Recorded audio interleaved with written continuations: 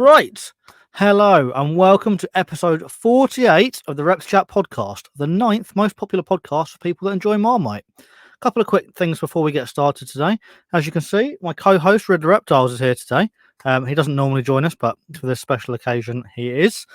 And another quick note, for those guys and girls that are watching on YouTube on the live premiere, this is a pre-recorded episode, so obviously I won't be responding to any of your messages.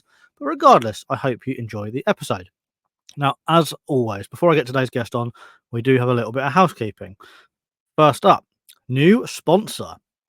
So, as I'm sure you're aware, there seems to be a link between reptile keepers and people that have tattoos.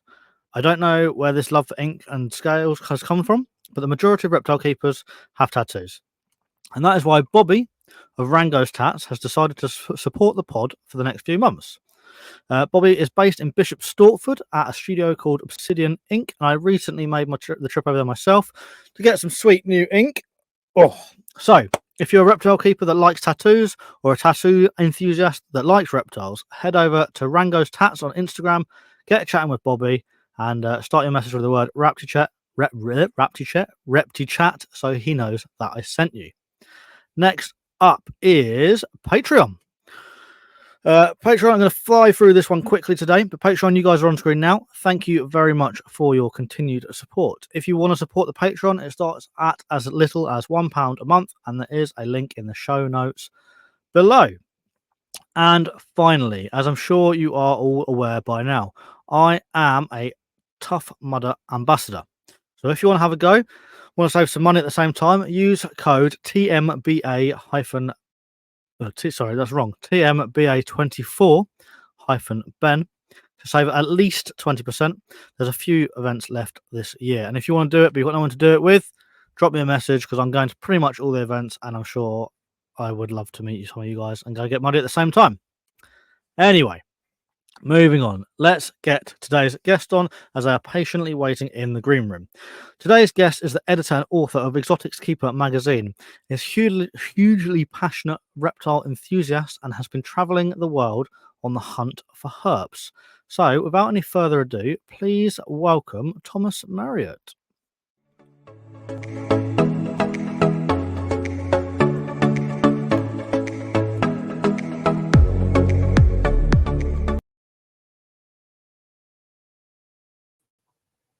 Hello. Hi, Ben. How are you doing? Thank you very much for coming on. I'm all right, thank you. How are you? Good. Yeah, very good. Thank you. Yeah, thanks for having me. No worries. First things first, is it Thomas or is it Tom? How do you want? Tom's fine. Yeah, Tom's fine. No worries. Tom. I wasn't sure. I was like, well, that's fine. We'll ask. You have been all over the world recently, and there's a lot to talk about today. But I like to start each episode with the get to know section. So it's a series of 10 this or that questions, just sort of break the ice a little bit, and so the listeners can get to know you just a little bit. So if you're happy, we can get started, mate. Yeah, cool. Let's go. Fantastic. So first one, second most important one: cats or dogs? Dogs. Nice, fantastic. That's what we like to hear. Snakes or lizards? Most recently lizards. I'll go with lizards. Okay. Frogs or salamanders? Frogs. Nice. Centipedes or millipedes? Oh, millipedes. Centipedes give me the creeps, to be fair. Yeah, you're terrifying. Yep. Spiders or scorpions? Scorpions are cool. Yeah, I maybe, yeah, there's a bit more, I don't know, a little bit more diversity in spiders, but yeah, I love a scorpion. Yeah, like me too. Birds or butterflies? Birds. Grassland or woodlands?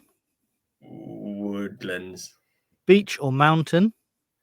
It depends on the day. I'm gonna go with I'll go with mountain. Yeah. Hot climate or cold climate? Hot climate. Easy. And the most important question of the entire podcast: what is your favorite biscuit? Ooh. So M&S are doing these chocolate covered custard creams, and they're banging. So, yeah, that's one we haven't had before as well. That sounds really nice. I really like a chocolate coated malted milk at the moment. I'm really enjoying those. So I think a chocolate coated custard cream will go down a treat. Yeah, it just takes it to that next level. Yeah, definitely. So before we get into what you've been doing recently, Could you give us a sort of history lesson into your reptile background? Where did your passion for reptiles start, and how has that sort of journey got you to where you are today?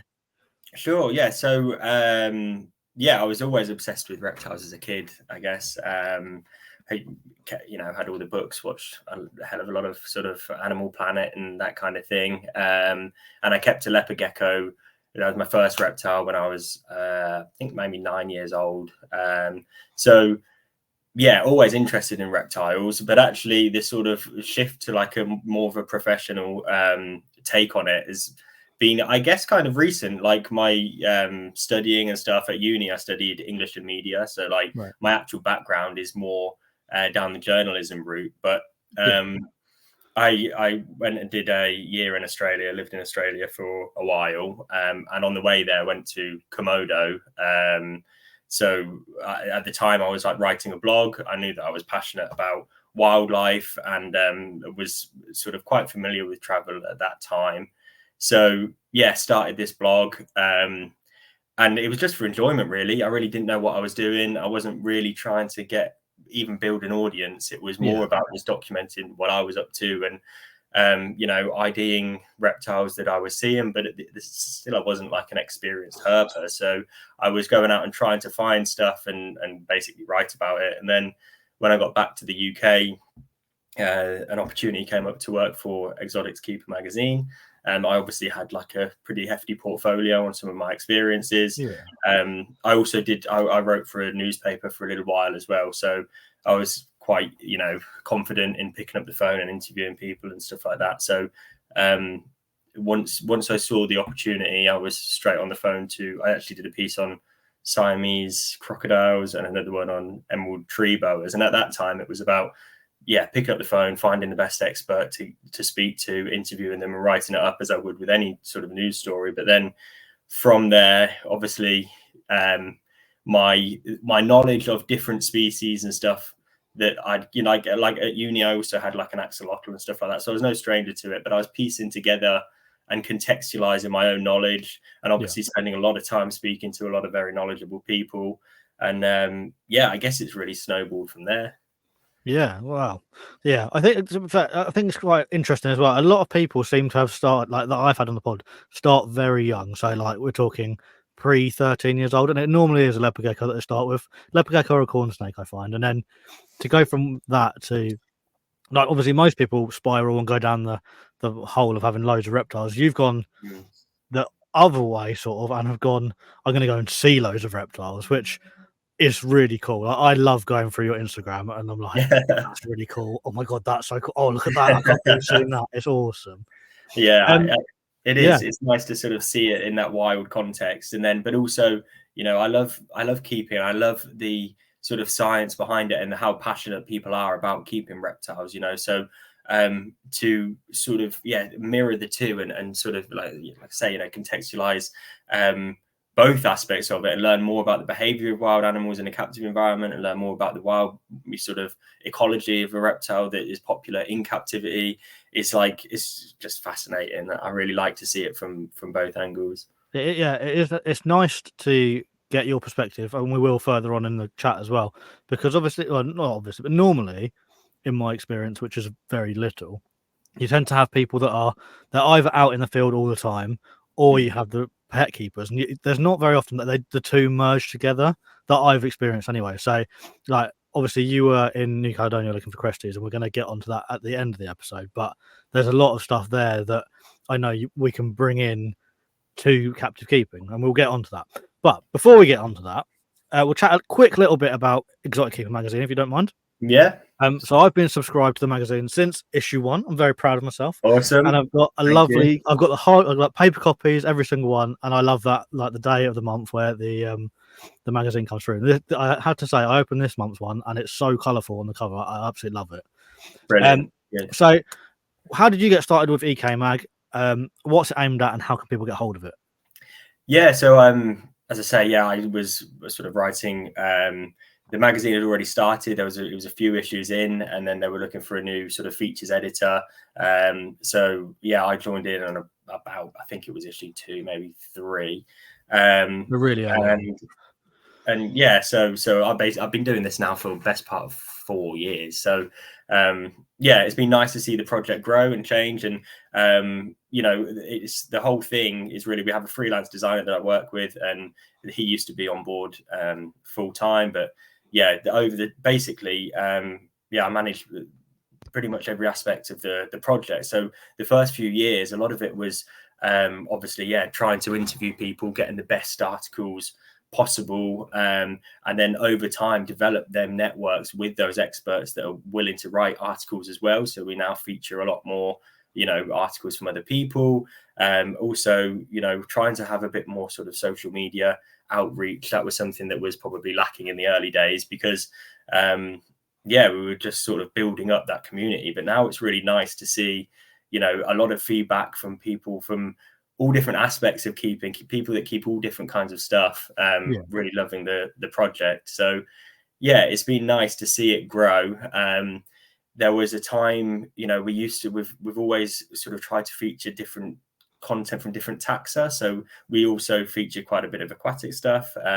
We used to do a bit more on like exotic mammals and things like that, but a lot of it's obviously listening to our audience and seeing what they really like, and trying to basically bring more of that into it. So we're probably like at least 70% sort of reptiles, amphibians, a little bit more so some like aquatic pieces as well, the occasional like inverts and stuff like that, which is really nice. It's nice to actually group that whole sort of keeping hobby together, so that people that are an absolute expert at royal pythons then can also learn something about keeping, I don't know, centipedes or something like that. So yeah, it's nice, nice and broad, but also very, I'd like to say it's like it's a specialist magazine as well. We like to think it's accessible, but take that knowledge and further it, and it offers a big platform. You were saying obviously earlier that people tend to take one route or another with herpetology, and whether they go down the private keeping side of things or field research. And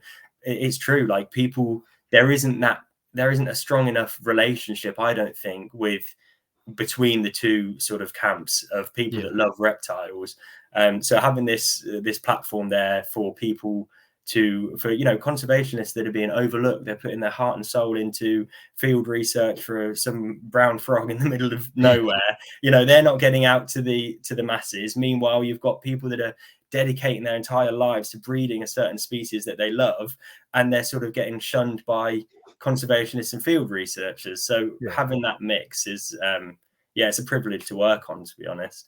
Yeah, I really enjoy the magazine as well. Like you say, there's such a eclectic mix of stuff in each issue. So like one day I'll open it and there's the main articles like on beta fish, for example, and then the next one is a centipede, and so every single time I like turn the page, get to the next article, it's something completely different, which is really nice to see. And I don't think I've ever got. I don't know what issue you're on now, but I don't think I've ever gone and opened the page and gone, "Oh, I've seen something similar to this before." It's always something different, and it's it's really. I'm a big fan of it.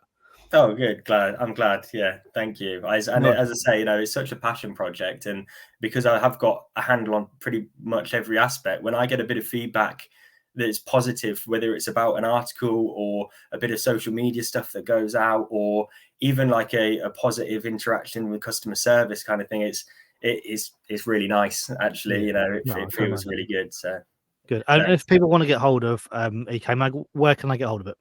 Yeah, so it's possible to get a free digital subscription. So that's another big thing that we wanted to do, is that this knowledge is specialist, it's important, but it needs to be shared. The whole idea is improving the welfare of animals in captivity with this kind of specialist knowledge. So people can get a free digital subscription by just visiting the website, putting in name and an email address, and it's that simple. Alternatively, it's only if you're in the UK, but that we have got plans to change that. But you can also get a physical subscription. So 60-page glossy magazine delivered sooner. So the guys, if you've got a physical subscription, you'll get your magazine before the digital versions go out. delivered straight to your door every month. It's $3.99 a month, or obviously it's a bit cheaper if you want to go on for 6 months or 12 months. But yeah, all through Exotics Keeper, exoticskeeper.com. I think we also, we do have other platforms that we work with for digital copies through Pocket Mags and stuff like that. But straight through the website, you can pick your subscription and you're away. Perfect. I will try and, if I remember, I will make sure I put the link in the description below as well. Okay, that'd be great. Go and click on it as well, because, like you say, you're giving it away for free as well as a digital copy. So if you can't afford $3.99 a month, you can still go and read it, and it's accessible to everyone all around the world. So I think that's absolutely spot on. Now, moving away from that, you have been traveling, and looking through your Instagram, you have been traveling a lot. You've been all over the entire world, I think. Like, obviously not every country, but you've been in a lot of places. So besides New Caledonia, because we're going to touch on that at the end, tell us some more places you've been recently, and we'll just have a chat about your travels, I suppose. Yeah. So like the last couple of years, I've been traveling, a lot. So obviously working remotely, and it's one of the joys of being a journalist, I guess, is that as long as I've got a laptop and an internet connection and a phone signal, I'm pretty good. So last year I did some traveling around South America, and just working like alongside it. So there was a few articles that came from that. So I did some herping in the Amazon. Was also very fortunate to go out to the Galapagos on holiday for a few weeks. And there was some cool, like, I'm always going to be doing reptile related stuff. So some of those stories made it into EK, but this trip has been a little bit more focused, I guess. So I started in Australia in the end of December with some friends, basically herping Western Australia for a month. That was really cool. Saw some really nice stuff. Were you looking for anything in particular whilst you were there, or was it just like I'm sort of with my mates and we're finding stuff? Yeah, I mean, like the Thorny Devils were top target, really, but I think we were probably a little bit late to that. We were there right in the sort of peak of summer, so I know there's a bit more activity sort of springtime, but we were in the right locations, hunting for 3 days straight, looking for them. Unfortunately, never seen any, but I think we came away with something like 86 different species that we'd spotted. Wow. So and some really cool stuff, things like king browns and death adders, and even like things like bobtails and stuff. And it was good because I'd done that trip before. Like, I lived in Western Australia I lived in like Perth for a few months, and then up in the north in the Kimberleys for a few months as well. So I'd done that route before and knew the area, but wasn't as sort of tuned into the kind of micro habitats that some of these species would be occupying. And obviously, we had these big 4-wheel drives going out at night, and find some really, really cool stuff. Yeah, that was awesome. Yeah, and it was good. There was a good group of us with like setting up campsites and stuff. So that was just really a holiday. And obviously in remote sort of Western Australia, there was no way I was going to be able to get on with any work. So that was my sort of treat, I guess. And then after that, me and my girlfriend traveled through, went to Singapore first, and then Philippines, Borneo, back to Singapore, to then go to New Caledonia from there. So that part of the trip was the New Caledonia bit was obviously Blue River Diets funded the expedition for EK to go there, wholeheartedly get there, take loads of readings, find some crested geckos, take loads of photos, write up observations. It was wholeheartedly that was the reason for it. But then then after that we went up to Japan, and then so along the way, like for example, I went out with a herpetologist there to try and find Japanese giant salamanders. He's doing some really cool conservation work, and I think that story was in the latest issue actually. So that was a story we got out. That was amazing. And then they're ridiculous as well. They're actually massive. They're incredible. It's like a proper like lifer for a lot of people, because Japan's herping scene is not huge. Like, I guess anyone that's like into, and it's kind of like New Caledonia, there's some real flagship species that are amazing, but it's a very long way to go, especially from Europe or the US. to then go and find those species. So people tend to go for obviously areas that are a bit more biodiverse. So I've just heard from so many people, I'm so jealous. Yeah, it's my dream species. Go and see giant salamanders. And yeah, they were really, really cool. But then when you see obviously the threats that they're facing and these weirs that are being installed, and, you know, like luckily we sort of bypassed the bad habitat and went straight to the good habitat because it's just a nicer environment to see them. But, you know, these salamanders are getting swept down the river, and they've got these weirs that are like, you know, a few feet tall, and they're trying to move up the river, essentially being trapped in these segments of concrete with like hardly any fish. If they reach a certain point, the salinity in the water just kills them, and they're the most majestic animals. You know, they haven't changed for 22 million years. They're amazing to see, but you apparently, you know, your best chance of seeing them, sadly, is actually watching them clambering up these weirs for days on end, these huge salamanders, and that's where you see them most frequently. And and nobody can go and move them because you need a license to do it. You can't. And if you move them further up the river, then obviously it might throw out the sort of balance of that stretch of river. So it's it's a weird one, because you see, like, luckily the ones that we saw were doing quite well and they were in nice habitat and stuff, but there's always that edge of problematic with the conservation aspects of it too. So yeah, it's interesting. And I like it's a shame as well. There's nothing really that you can do. You just have to look and go, that's it. Like, I can see the issues. Like, it is what it is. Yeah, exactly. Yeah, and it's difficult. It is. It's like sometimes I'll going out and seeing animals in their natural habitat is such a privilege, and it's so amazing to see. But then when you see the threats that they're facing in situ, and the sort of the dedication of like a few individuals. It's funny, like when you think about conservation generally, you consider these huge organizations that must be working globally to save these species because they're so popular and all this. And actually, then you realize it's just some really, really dedicated individuals or a small team of people that are like putting in the graft, like, and in situ. And then, it's even more commendable. Yeah, definitely. So after the giant salamanders, where did you head off to next? So after that, down to Sri Lanka, and that was a bit more of like actually, it sounds like all of it was a holiday, to be honest. But Sri Lanka spent a lot of time on the beach, and we did some herping in the center of the country. That was really cool.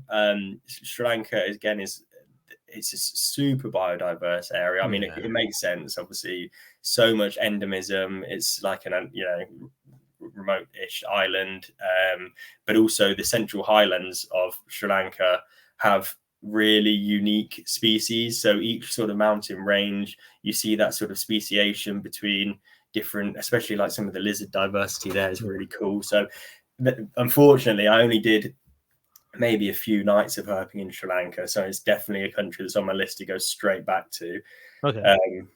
But what are your highlights from Sri Lanka? Because I saw a lot of pictures, I think, coming out of Sri Lanka as well. So there's got to be a few highlights on there. Yeah, but it's a weird one because, like, in one night, I think we must have found best part of 30 species of frogs. You know, like it's and some of the like the vipers there, the Sri Lankan green pit vipers, like a really iconic species. But I mean, pit vipers are usually quite easy to find, like, or some of the more common ones. So we're finding like several specimens in a night, and also the hump-snouted lizard. So that's a really unique species. I think it's Lariocephalus, something like that. Bright green. This is the one with the lump on the front of his nose. Yeah. And like that was until I was actually going to Sri Lanka, and I thought, okay, let's have a little look at the diversity of it. I'd never even heard of the species, to be totally honest. Yeah, I saw that. I think I saw the picture actually. Did it maybe today or yesterday? I saw it on your Instagram. And I was like, "What is that? Like, it looks ridiculous. Yeah, it almost looks like it's wearing like a red nose, but obviously not red." Yeah, and it's like they're enormous as well. Like, they're not small lizards. They must be like a few foot long. And bright green, bright blue on the underside, and they change their color within seconds. Like they change their color like a chameleon. They hold their body upright like a chameleon, but sort of run like an agamid. Like they are just the weirdest, weirdest reptiles. But yeah, like that's a species that I absolutely fell in love with because they're probably the prettiest lizard, or maybe weirdest one that I've seen. I'll see if I can find a picture quickly whilst you're telling us about it. Yeah. If there's if you can, I don't know, but you can drop it in the video or something. But yeah, they are really, really cool. And I think they're a monotypic genus, so it's only them in the genus. I think they're actually more like really quite evolutionarily distinct. And they look it, it's not often that you see a lizard that I was like, it's just jaw dropping. And because they are so bold as well, they'll just sit there, so you can go right up to them, take photos and stuff. And the males will just sit there. They might bob their head a little bit, but they're not skittish. I don't know if we can see that on camera. Yeah, I can see it from here. Yeah, just about. Yellow dewlap as well. It's so bizarre. The lump on his nose is just, it doesn't look like it should be there. No, it looks like it's been edited on. And it's funny, the females have it as well. So like, it's really unusual. I don't think anyone has a solid idea of why they even have it. It's just, no obvious evolutionary trait. It's just something they've got. Yeah, which is always nice, actually. If you can't explain something, I think those sort of anomalies are pretty interesting. Yeah, definitely. So yeah, obviously, I can't remember what you called that one, but yeah, the lizard with the big lump on his nose. Yeah, very, very cool. Anything else whilst in Sri Lanka that was like I can't believe I've seen this one? I mean, to be fair, we're on like a safari looking for hopefully we're looking for leopards. Really, unfortunately, never found. We have really bad luck with big cats for some reason. Like, to be fair, they are known to be quite elusive. Yeah, exactly. I can't moan too much, but on this safari, we actually saw a Indian star tortoise just crossing the road. Oh, cool! And that was cool because it's a species that you hear. I would have known as a kid because they were reasonably popular in the UK for a while. And they've obviously that's sort of changed since their CITES listing, but it's like an iconic species, and tortoises are always good vibes. So I wasn't expecting to see one. So that's cool. It must be I don't have any experience of herping anywhere. Like, I've done a little bit in the UK, but I wouldn't say that counts. But yeah, it counts for sure. Well, yeah, I know, but it's not the same as like going to like the rainforest or to the outback of Australia to find something. But it must be quite cool to, obviously, you see like the lizard with the big ball on its nose, and it's like, wow, that's like a rare animal. I've never seen that before. But then to see something the other side that's like, it is a pet and it's a common pet. So like seeing a royal python in Africa or seeing a corn snake in America or something like that, it must, or like you say, an Indian star tortoise crossing the road. Like, it's cool to see those things that you see relatively day to day in the UK, but in its natural habitat. Yeah, 100%. In fact, if anything, there's something even more kind of rewarding about that. Like, so after Sri Lanka, we went to Nepal for a little while. They've got a cool story on gharials that's coming up in the future, few issues time. But then went to India, and I was meeting one of the professors at the University of Delhi there, who came over to the UK for the European Congress of Herpetology. And I was like really keen to find a leopard gecko in the wild. I was like, that was actually top of the list. So that whole trip, I had seen some really, really cool stuff that I'd never heard of, some, really weird and wacky stuff. And that would have been like a real highlight for me to find a leopard gecko in the wild. Unfortunately, that week that we got there was the big heat wave in Delhi. So usually that's the first week of monsoon. So Robin, who was doing he basically did his PhD in the same spot, the same week, every week for 7 years. And that was always the same. He could predict the exact dates of them first rains, would have given us a really good chance of finding leopard geckos. And for whatever reason, the rains were late by 2 weeks for the first time in like a decade. And so, we were wandering around there. I think I found one, I think they called them termite hill geckos or sand geckos, something like that. Curtidactylus. That was literally one gecko, and that was it for the whole night, which Yeah, it's just luck of the draw, to be Yeah, honest. But it yeah, was nice to see the habitat. But even the habitat that we were looking in, it was like an old quarry. It's all been cordoned off, really not that far from Delhi. right. But it's a private property, but he knows the owner there. So he was like, you see the habitat there, but at the end of the dry season, it's like desolate. Like there's not a leaf on the trees. Like it's like, yeah, solid. Like even there's areas that are lakes during the wet season, and yeah, just completely dry, clay, nothing. So even that is kind of hard to like take much from it. I got some video Yeah, footage of like wild leopard gecko habitats, and it would be really nice to sort of share that, but that's not what it looks like most of the year. In fact, that's the right. driest it possibly gets. So yeah, bad luck with the leopard geckos, but fingers crossed next year we'll get out there and do some proper research, right time Yeah, of year. like, you just have to. It just gives you an excuse to go back, doesn't it? Yeah, exactly. Yeah. Yeah, that's awesome. That's one thing that I like a lot that you've been posting, that I've paid attention to a lot over the last few months, is the like habitat videos. Like you posted one recently of like where you'd find an Aki, and I was like, Yeah. you like looking at that, seeing the natural habitat. Because my vivariums, I do my best to try and emulate Mm. naturalistic as possible, and Yeah. not I'm not talking bioactive, but like I want them to look like, for example, like a slice of Australia. Yeah. So being able to see like the videos you're posting saying this is where you'd find an Aki, or this is the ideal spot for a leopard gecko, it's really helpful. And I think a lot of people are now moving towards more naturalistic vivariums. So being able to get out there and like show what it actually looks like is a massive help, because a lot of us can't go to Australia, or can't, or Mm. they don't have the means to do it. So I think they're Yeah. spot on.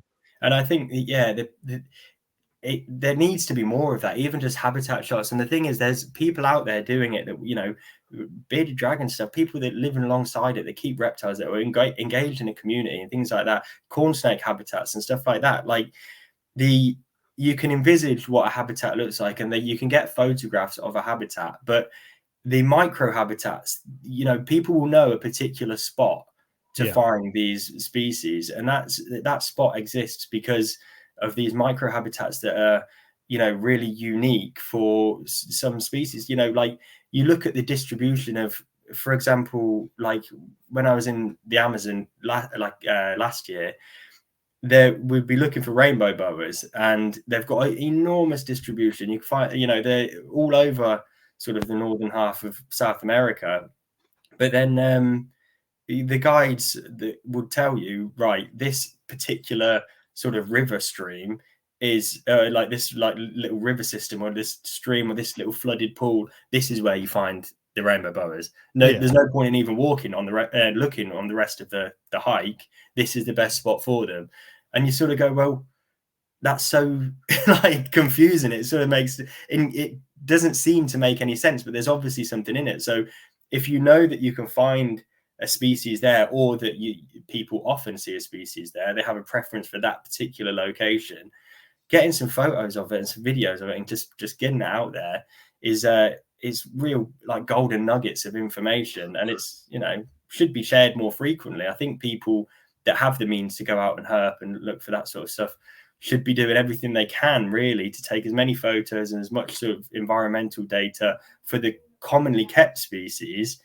rather than turning towards some undescribed viper in the middle of nowhere. Like yeah. it's yeah, No, important definitely. stuff. Like you said, it's hard to imagine as well. Like, we'll stick with the rainbow boa for example. So if you go on Google and type in where does a rainbow boa live, and it comes up with a rainforest, like Mm.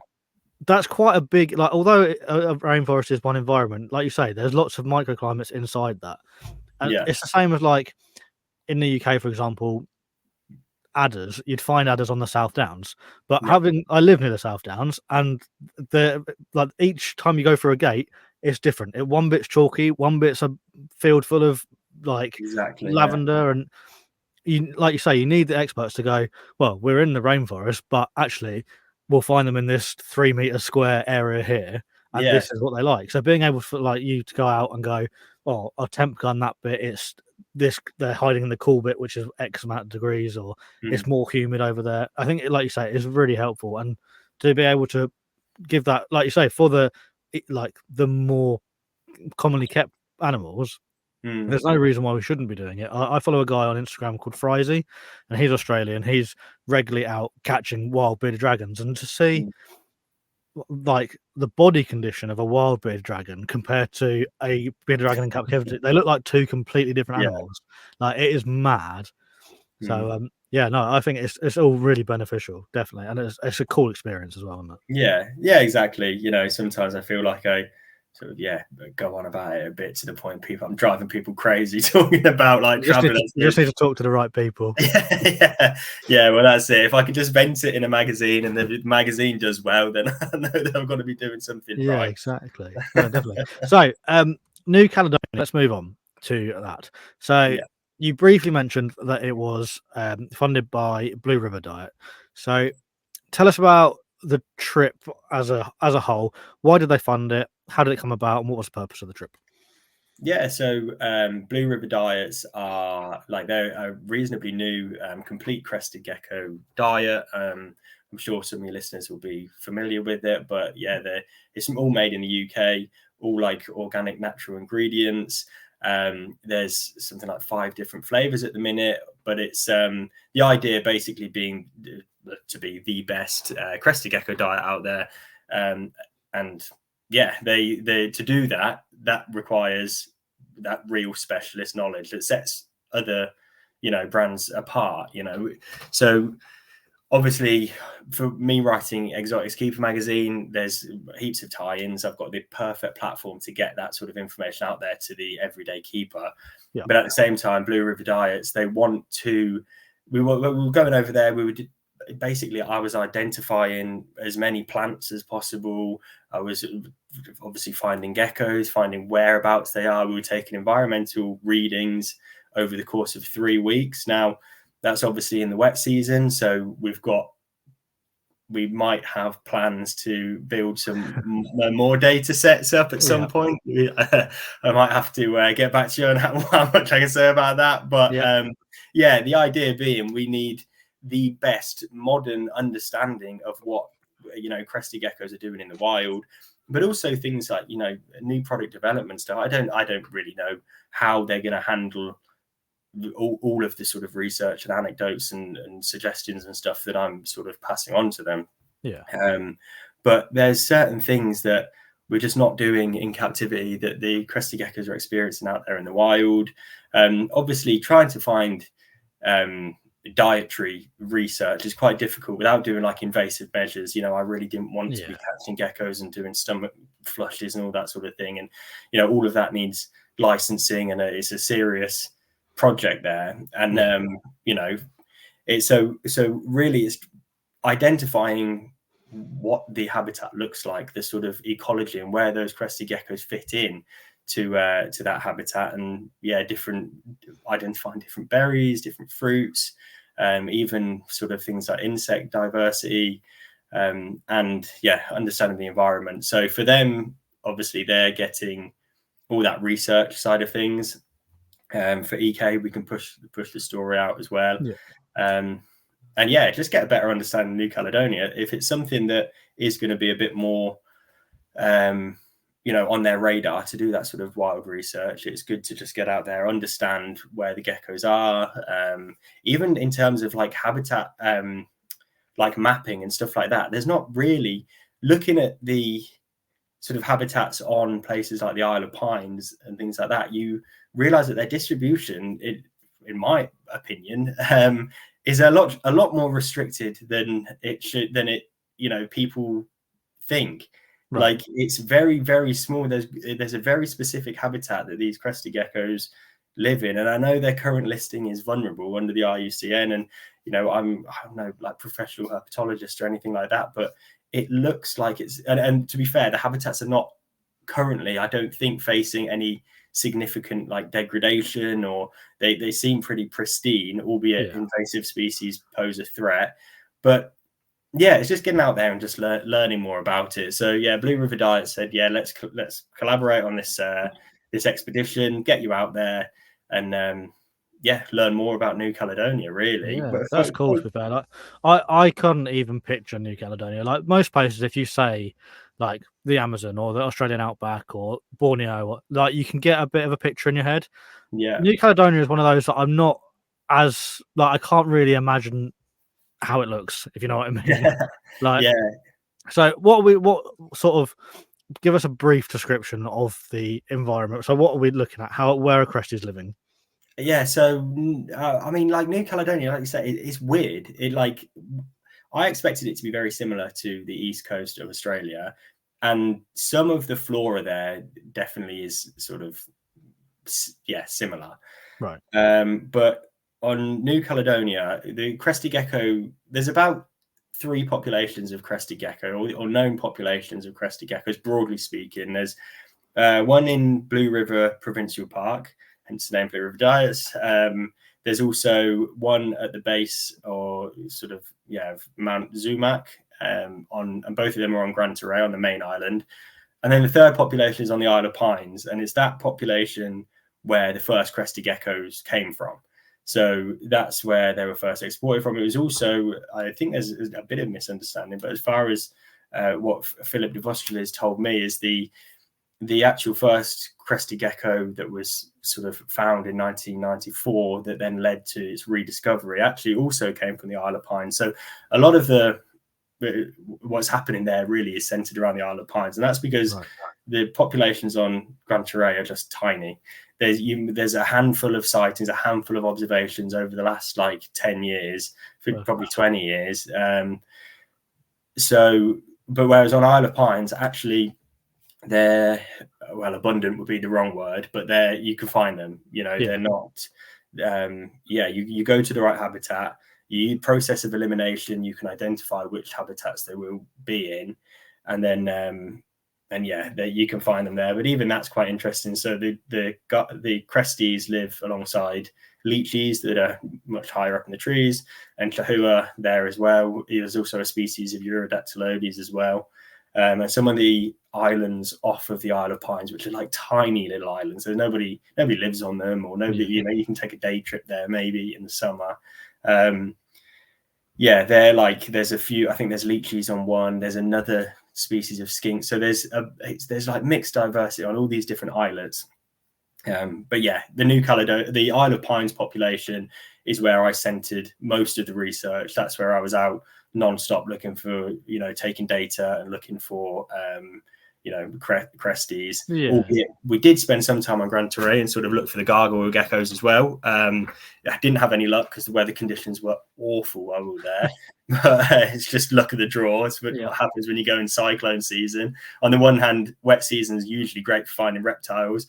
On the other hand, they completely closed off the national parks because there was like landslides and all sorts of things, and even going outside in a camper van was like tough. So and I can't imagine there's big airliners that fly you over there as well. So I imagine you were on quite a small aeroplane over there in cyclone season. So that can't have been fun. Yeah. Well, funnily enough, it's weird. They've got a really good airline. So they've got the Air Calin is like the New Caledonia airline, but you have to go from. I think you can get flights from Paris. You can go from Singapore. You can go from Brisbane, and I think you can go from. Can go from Japan, but each of these are like one flight a week. So getting into New Caledonia is fine, but then for us to go from Gran Terre to Isle of Pines, you can actually, I think you can get a flight, albeit it's really expensive. But we had to get on this like ferry, and it was like 2 or 3 hours. But like in cyclone season, like they cancelled every other ferry apart from ours. And like I don't deal well with seasickness anyway, to be honest. And it was an awful introduction to this like paradise island. So yeah, there was some sort of shaky bits with it, and the weather did prove it. On the one hand, I think it probably gave us better chances of finding reptiles. On the other hand, like there were challenges. Like it was tough, and the accommodation on Isle of Pines is really luxurious. Like it's a really nice place. Like it is paradise. In the dry season, I'd imagine it is. Yeah, well, it's just like idyllic. But in the wet season, it's that's all. There's geckos and there's beach, so it's good to be there for the geckos, really. Yeah. So, do you say you were there? You said you were. Oh, I can't even speak. Did you say you were there for 3 weeks? 3 weeks, yeah. That was the whole time. So we had a few days in the Noumea, which like this capital city, capital city of New Caledonia. We had a week, but just over a week on Isle of Pines.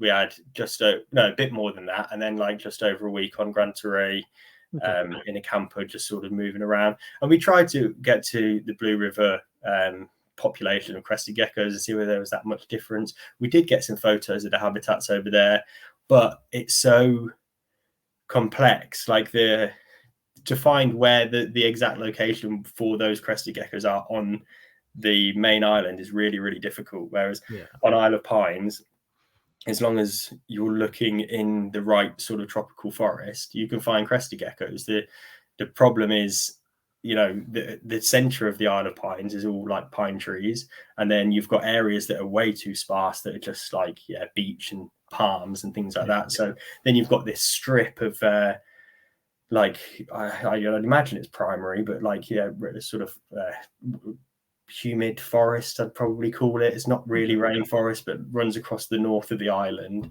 and that's where you can find the crested geckos. But how many, roughly, if you can count them on more than one hand, how many crested did you find whilst you were out there? 4. So I can count them on one hand. Yeah, no problem. And one thing I wanted to ask, and I don't know if this is a old wives' tale or it is fact, but I'm always told that when people first discovered crested, they didn't think they had tails because they never found any. So the 4 that you found, did they have tails or were they all tailless? No, all tailless. Yeah, I know there's a few people that have gone over there and have found them with tails. I guess young ones. These ones that we found were all adults. No tails. I think we actually found 2 males, 2 females, which was quite nice. Yeah. There was a few. In fact, there was 2 of them had I imagine one must have suffered some kind of trauma because she had almost like a black eye. Right. And another one had what looked like, but perhaps I don't know, maybe get some form of cataracts or something. They had another issue with the eye. So I know there's invasive ants over there. So I would question whether that might have some kind of impact on why it's a small data set, but why 50% of the data set had ocular issues. It's something that is quite interesting. It would be nice to get over there with a full team, and while I was there, I was also obviously managing the magazine, so I was out looking every night, but you're restricted on how much time you can spend there. So well, if Blue River Diets ever want to do another one and you need some extra people, I'm sure I can get the time off work. I'll come and find questions. That sounds really fun. I've got no previous experience, but that doesn't matter. I got a torch. Exactly. You really need. So obviously you mentioned leeches and gargoyle geckos, and I can't remember the other one you mentioned. But did you find, apart from the 4 crested, did you find any other reptiles whilst you were there? So interestingly, New Caledonia is very famous for its sea snake population. So I actually found, I think, 3 different species of sea snakes while snorkeling, which was really cool. Pretty cool. Yeah, I hadn't actually seen any in the water before, so to actually see 3 different species was awesome. There was also a lot of Bovia geckos. It's the Bovia genus, but I think there's still a lot of work to do splitting the different species. I think what we were finding was Bovia caichlora and potentially Bovia robusta, but they were quite common. There was also the pelagic gecko, not sure what the scientific name is for that, but it's that's another really interesting gecko. We're finding them pretty much every night, and I don't know if it's endemic to New Caledonia, but it's certainly like a Pacific Island gecko. The Bovia are all endemic. Also green-bellied tree skinks, which were really cool. They get pretty big. They've got, obviously, with the tail included, they're probably at least a foot long, if not a bit more. And they had the bright sort of emerald green sort of bellies. And to be fair, some of these reptiles, I know, obviously, considering how many species have come out of New Caledonia and become established in herpetoculture, It's surprising that they haven't. There was a few cool species there, and then also like the amount of like litter skinks as well. There's a genus called Caledonia skincus, which I imagine they only live in New Caledonia. I think they're endemic, and every single step that you take through the forest, you've got these little litter skinks sort of zipping around, and yeah, it's quite cool to watch. But even I love that. Yeah, I'd be really interested to know whether there's more species in there, because there's only, I think, a handful that have been described, but they're all over Isle of Pines, Gran Torrey, and in different habitats. So there's probably a few different species of that are still to be described. From a herpetologist perspective, New Caledonia is just like a treasure trove. Yeah. It sounds it. Going back to cresties, obviously you only found 4, but whilst you were there, you were looking at all sorts of bits and bobs and taking lots of readings from the environment. So what if anything, did you observe that was a standout difference to how we keep them in captivity? So be it temps, feeding, whatever.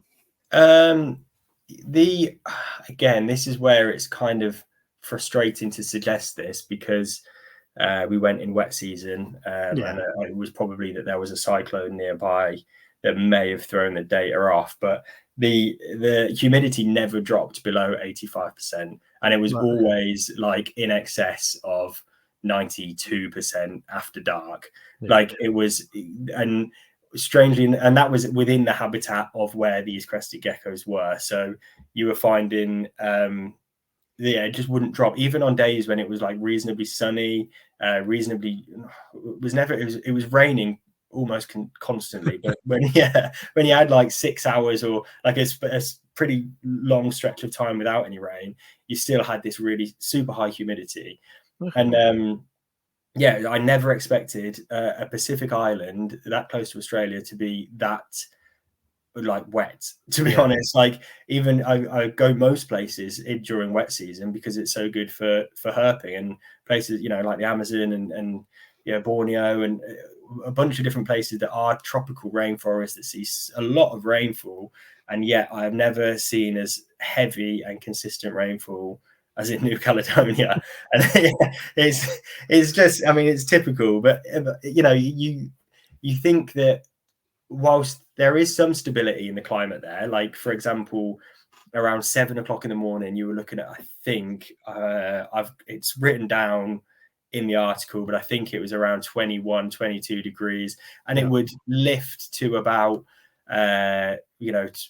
25, 26, usually actually peaking at about 3 o'clock in the afternoon. So it didn't follow an exact trajectory up to midday and then back down again, but it's reasonably stable. So always like between 20 and average 20, 25.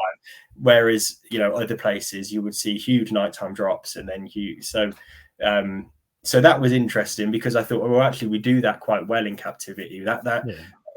Albeit perhaps the room temperature advice is probably a bit outdated. It is still, they do still experience a reasonably stable temperature, but the humidity and the rainfall, like how many crested gecko keepers have a misting system that gives them intense rainfall, and then they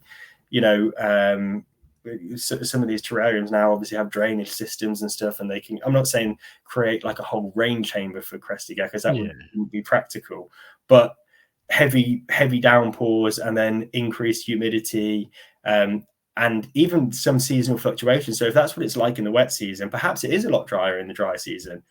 But why are we sort of settling for this kind of 70% average humidity, maybe a spray here and a spray there? In actual fact, you're setting the bar much higher, and maybe dipping it off during sort of our summer, or whenever it sort of dries up a little bit. That is interesting, because I think what I've noticed since I've moved away from royals and have moved into monitors and stuff is, and to be fair, most other animals I'm keeping, is we tend to cycle. Well, from what I understand, a lot of people tend to try and cycle the seasons a bit more. So there's they try and emulate a bit of a wet season, a bit of a hotter, drier season, so to speak. Whereas crested keeping, in my few years of experience, is very much room temperature or thereabouts. They get sprayed. Mine gets sprayed twice a day. for a few, like 15 seconds or so, and that's Yeah. it all year round. Like the only Yeah. temperature fluctuations are whatever is happening in the room. Yeah. Right. So yeah, that's a good. Maybe there needs to be some more research, and we should be maybe upping the temperature a little bit or dropping it more than we do. Yeah, I like that. That's good. And then what about prey items? Whilst you were there, obviously, I'm sure you were swatting bugs left, right, and centre. Yeah. So what sort of prey items were you seeing? Because predominantly in captivity, we're feeding them like Blue River diet or Ripashi or whatever it is. For most of the diet, and then they occasionally get bugs. Yeah, I would say, I mean, it's a hard one because obviously the whole idea of like these complete diets is that the whole nutritional profile is in there. So there's going to be aspects of that where, for example, things like bee pollen will be a huge component, or not bee pollen, but pollen aggregates will be a huge component of their diet that wild crested geckos would get through the insect component of their diet. And instead, we have things like Blue River diets that then has it sort of inbuilt into that sort of formula. Yeah. So I wouldn't like to suggest necessarily changing any kind of ratios but I do think there should be some sort of more variety with the kind of insects that we feed. So a lot of the insects that we were finding out there, certainly at night, when the geckos are sort of most active, would be flying insect. They're typically probably 10. We would find them 10 to 15, albeit they actually come down a bit lower, but maybe say 8 to 15 foot up in the trees. So they're pretty high up there. Yeah. And they typically sit on the end of these thin branches, moving throughout the understory layers. They don't go right up to the canopy. At that point, there's probably predation from Leachianus that will definitely sort of feed on cresties. So they sit at this sort of like lower understory layer where they're going to be feeding mostly on flying insects. And, I'm sure there will be probably some crickets and stuff that go up that high, but we're not, how many people are, and I know it's probably not the most nutritional thing to be feeding, but it's sort of silk moths and black soldier fly and things that actually buzz around the terrarium and get them hunting and moving around and stuff. You need them staple sort of feeder insects that have got the better sort of calcium phosphorus ratio, like your crickets and your locusts and all that sort of thing. But there's definitely room for keepers to be providing more kind of variety in the types of insects that they're feeding in captivity, because there's got to be hundreds of different species out there that they're feeding on. Mostly in our experience, we were finding really quite small insects in New Caledonia. The insects were either tiny or like enormous. Like honestly, we found a katydid that was probably this big. Like, that's mad, isn't it? Yeah, like the size of a shoe. Yeah, literally. Yeah, it would have tripped me up. Like they're crazy, and a few on the beach as well that had, like, I can send you some photos and stuff. They are bigger than my foot, like huge things. Yeah, that's mad. And like living in the UK, you can't even I can't imagine an insect that big. Yeah, like, it doesn't seem real. Yeah, and it's I know the bugs get big in the tropics and stuff, but that was on another level in New Caledonia. And also snails, they've got loads of snails there. So they've got these, and they're like enormous things. I think escargot is quite popular there. Like New Caledonia is a French territory, and you actually see people gathering the snails and making the shells and making ornaments and stuff from them. So there's snails absolutely everywhere. But it would be interesting to know whether the young snails are being predated on by the crested geckos, because that's obviously a huge supply of calcium. If they're feeding on flying insects that moths and stuff that probably don't pack that much nutrition, but then also eating baby snails that are basically like a hit of calcium, and also I guess fats and things like that, then that perhaps balances out. So it would be interesting to see whether captive geckos would go for young snails and stuff like that, because I've got friends that breed leaf-tail geckos, and obviously completely different species, but they swear by giving the females snails as a natural form of calcium, to the point where the clutches, they get bigger clutches, they get better success rates, and it's like that's it. Like that was the almost like the trick to get him into breed. So it would be really cool to see whether that's a component of their diet. Like they're certainly like everywhere. So yeah, I like if I had some, you know, crested geckos and wanted to mix up my diet, I would probably try feeding them some snails. Just see how you go. You know, I have been thinking about snails because I'm trying to introduce as many different food options as possible, and it's quite difficult.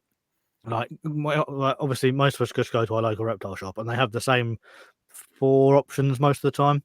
So being able to introduce other things, like I know people that keep giant African land snails tend to end up with a loads of giant African land snails. And I think if I can find someone locally that has baby ones, they would be an ideal feeder because obviously they're quite soft as little tiny snails as well.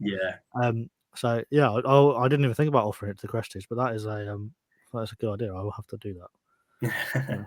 Yeah, and even if they don't like it's got to be something else to try, and if nothing else, it's a bit of variety. Yeah, exactly. Yeah, well, you can just mix it up. You know, there's no reason why if like you don't have to do anything drastic and just go right for now on. I'm only feeding snails because that's probably not good either. But for just about every insectivorous reptile, they'll either take it or they won't. And if they'll take it, chances are, if it's part of a mixed diet and a varied diet, it's only better mimicking what they would get in the wild. You know, you don't. Exactly.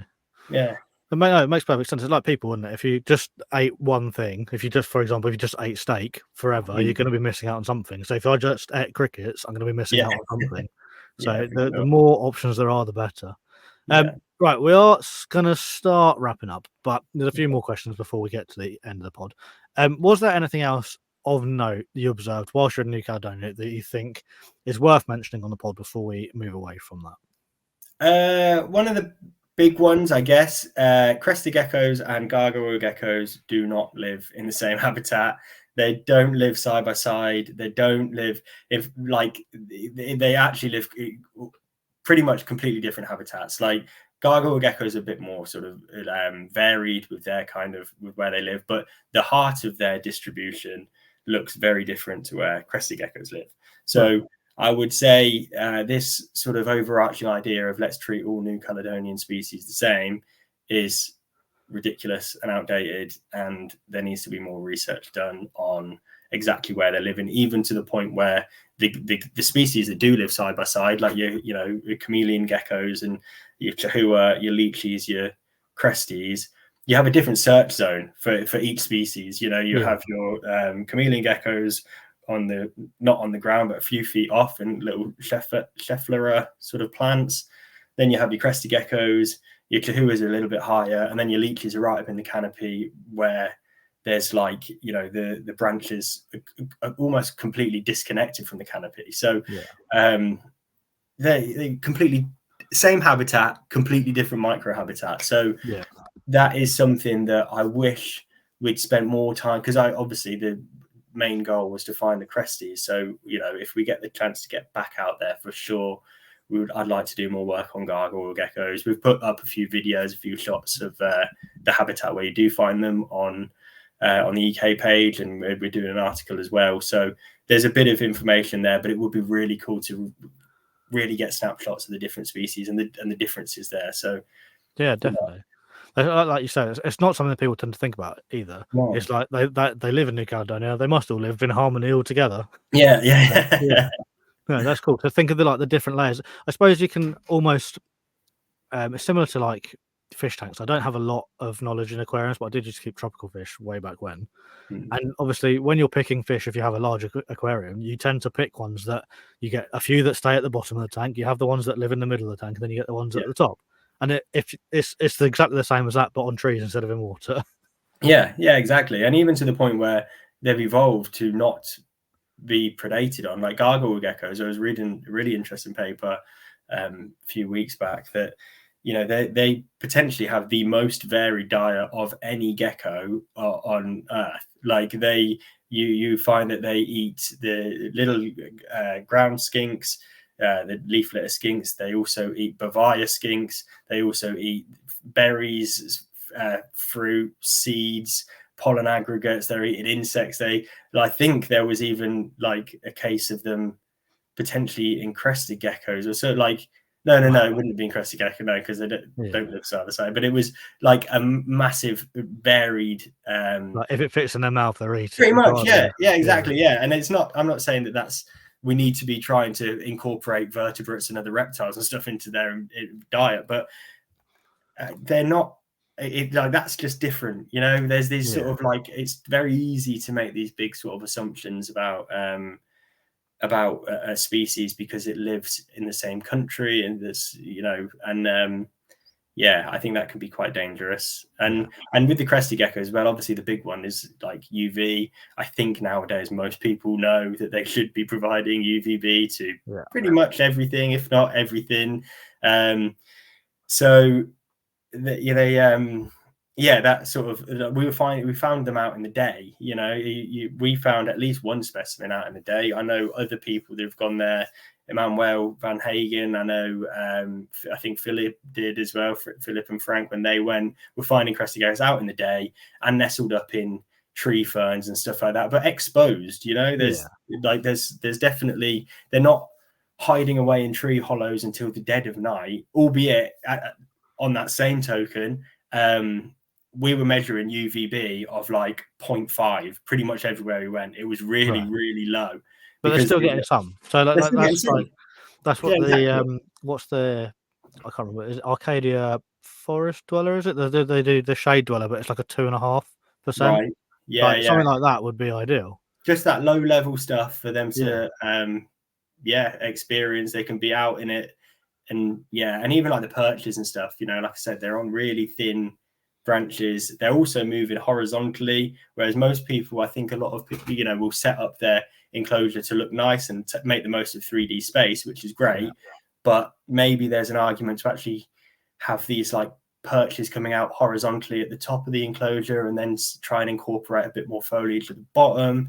You know, give them thin branches to move out to. You know, a lot of that is security, and when animals are resting on the thinnest perches, it's to avoid predation and to make sure that they are away from any heavier bodied animals.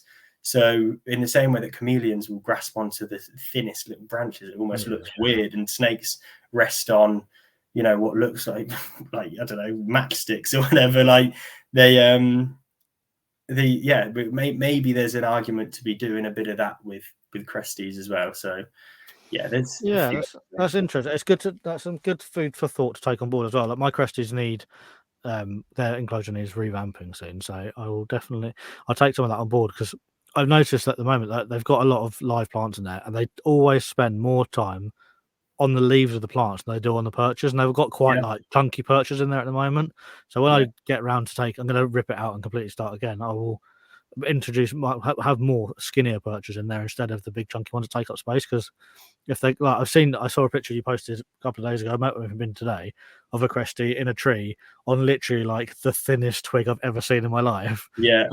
So if as long as they're all right and they're happy on there, it makes perfect sense. Yeah, and it's worth experimenting with. You know, it feels wrong when you're building your enclosure and you think, well, this is a pretty heavy gecko. Like, it wants to be somewhere on a robust perch and a robust but that's not always the way nature is. I know you're limited with space with an enclosure. Actually, in a few weeks' time, I'm going to try and get down to the office and actually build up some enclosures of different New Caledonian species with just some habitat shots and some reasoning behind that. So hopefully get some of that kind of content out.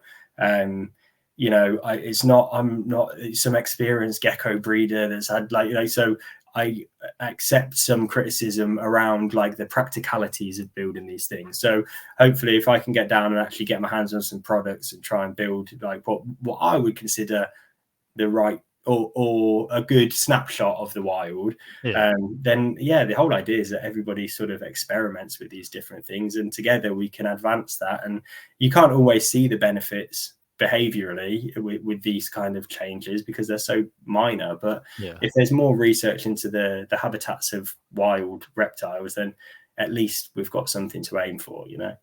No, that's perfect.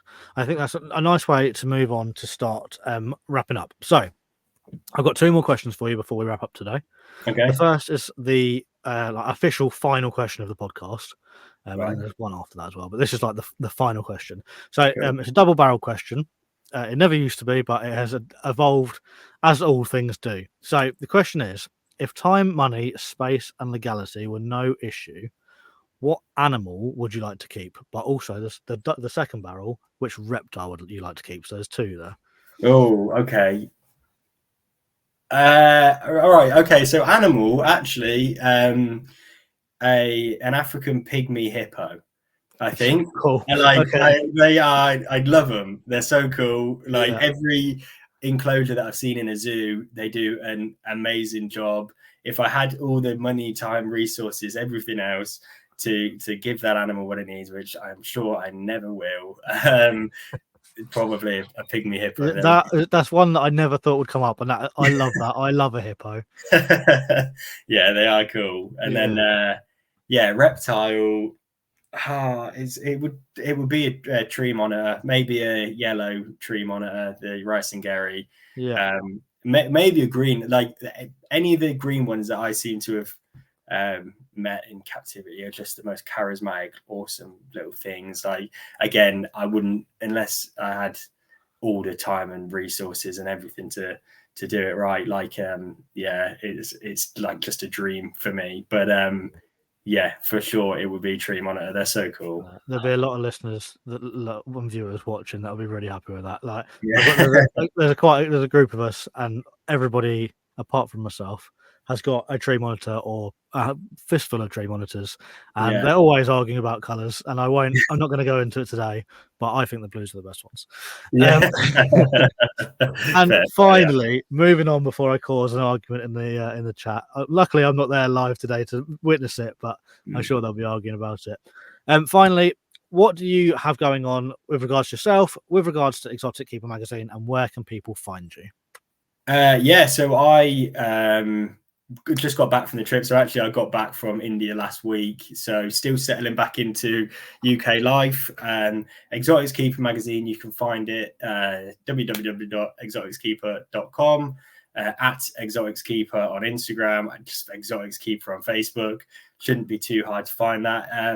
If you want to follow my personal stuff, I also do a bit of photography. So tommarriott.wildlife now on Instagram. And if you're part of the community, you can also fire me a friend request or drop me an email as well. And that's another thing. If anyone is listening to this and they really are, passionate about a certain reptile, or, really knowledgeable, or they think they've bred something and they want to tell everyone about it, then please do shoot me an email, thomas@exoticskeeper.com. I'd love to hear from you, whether that turns into somebody writing an article, or whether it turns into an interview, or even just like a nice catch up at one of the shows or conferences or something like that. Then yeah, please do get in touch. Perfect. I'll do my best to put as many of the links and whatnot in the description below, so you guys haven't got to actually go search. You just go and click on the things that I've put in there. But if I've missed one off, you pretty well summed that up there. Tom, I've really, really enjoyed this. I'm gonna say goodbye to you now, but please don't actually go anywhere. Just stay in the green room and we'll have a little bit of a debrief once I've finished off. But I've really, really enjoyed this chat. Sure. Yeah. Thank you for coming on. Yeah, it's been great. Thank you very much. Cheers. Thank you. Cheers. Well, folks, there we have it. That is a wrap. Hopefully you guys find that as interesting as I did, and it's a bit of food for thought for you crested keepers. Don't forget, you can grab a copy of EK magazine, a hard copy via their website, and you can also access it for free on the website as well, and you get your digital copy. Like I said a second ago, all the links will, hopefully, if I remember, will be in the description below. If they're not, somebody comment and I will make sure I do it. Last but not least, if you want to keep up to date with me and the podcast, head over to your preferred social media page and search for ReptiChat, and I'm sure I should pop up there. Apart from Twitter or X, I don't use that, and I'm not on Threads, but I have an account. There is also a link to Patreon, like I mentioned at the top of the show. There's a link for Patreon in the show notes below. That is all from me today. Thanks again. I have been Ben McIntyre. This has been a ReptiChat podcast, and I will see you in a week. Until then, bye bye.